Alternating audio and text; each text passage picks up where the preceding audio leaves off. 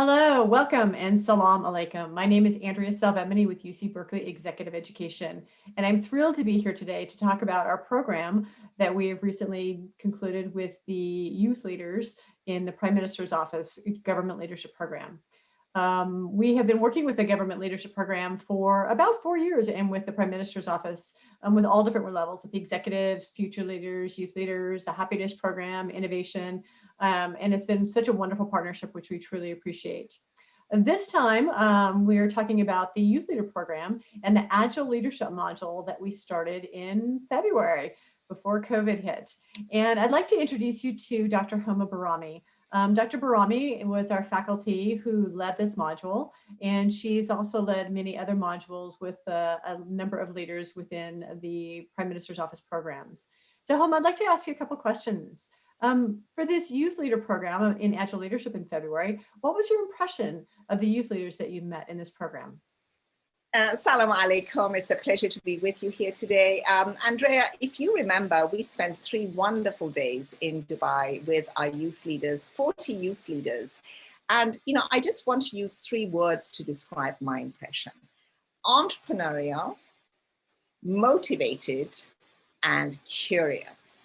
I was really struck by the desire of the youth leaders we met to take ideas and move them forward and translate them into action. So it was a really interesting time to see their spirit, their sentiment, their enthusiasm.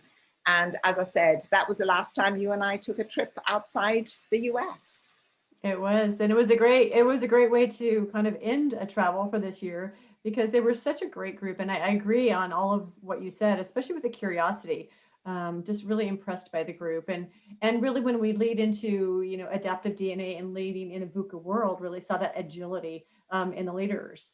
And so today we do, especially this year, living in a VUCA world, massive change for everyone. And a lot of the work that we do at UC Berkeley Executive Education is about preparing leaders for the future. And your work, Homa, for the past 20 plus years has focused on super flexibility and how leaders thrive and survive in a VUCA world. So the leaders all took one of your assessments, the adaptive DNA assessment. What did you learn about the youth leaders from this adaptive DNA assessment? So adaptive DNA is a diagnostic survey, as you said, based on my research into how leaders can survive and thrive when the world is going through a crisis, turbulence, uncertainty, risk. And there are 5 different dimensions. There's agility, versatility, hedging, robustness, and resilience. So what is interesting is the youth leaders as a cohort, as a group, scored really high on versatility, which is the ability to wear different hats, switch gears, communicate with different audiences. And interestingly enough, the lowest score, it wasn't that low, but lower than others, was this notion of hedging, which is planning, thinking about different scenarios, being prepared for the worst case, and so on. So I found it really ironic that the image of a camel is what we use for hedging, and that ended up being the improvement opportunity for our youth leaders, whereas versatility, which is reflecting the ability, as I said, to interact, communicate, drive different initiatives, wear different hats, switch gears, was the highest score of our youth leaders. So that was quite fascinating to think about. Yeah, interesting with the group. And so the days, we had a 3-day program there in February, and it was broken into 3 different sections. So the first day was all about leading self. It was about dynamic leadership and your own adaptive DNA. And then you moved into leading others, so driving collaboration and teamwork. And finally, the last day was around driving change, engaging and influencing key stakeholders, which is a key attribute. So what was something unique that you noticed in the youth leader group while teaching? Participation, insights, what?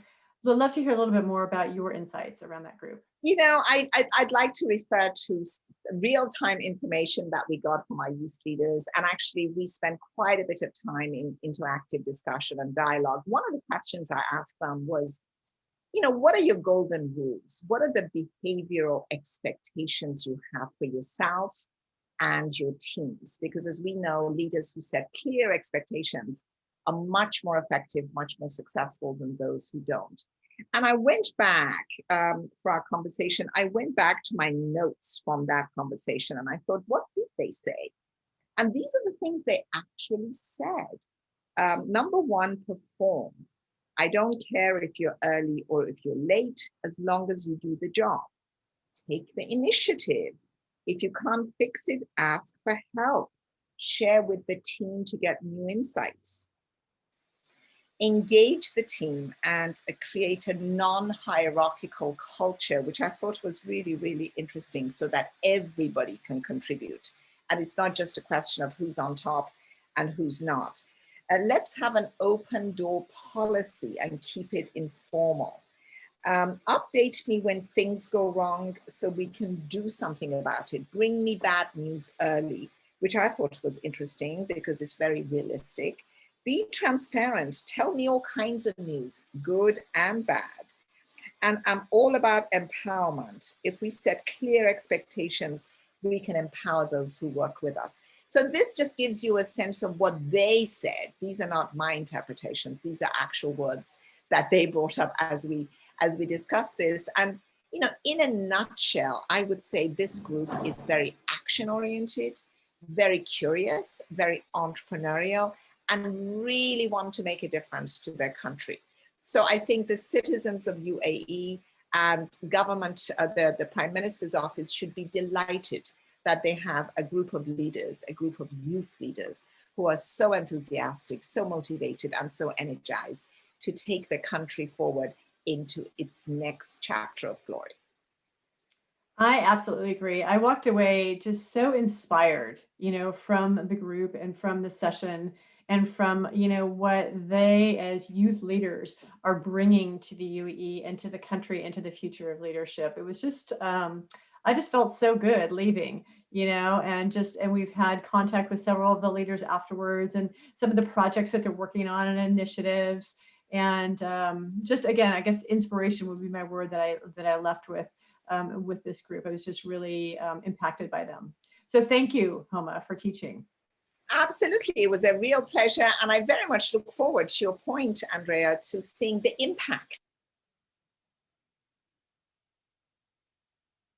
are driving. So very much look forward to having the opportunity at some stage post-COVID to go back to UAE and to see the fruits of their labor and the fruits of their curiosity and learning. So wish them every success and look forward to learning more about all the great things they'll do.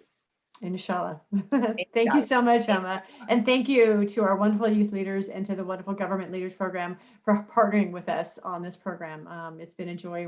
We love it.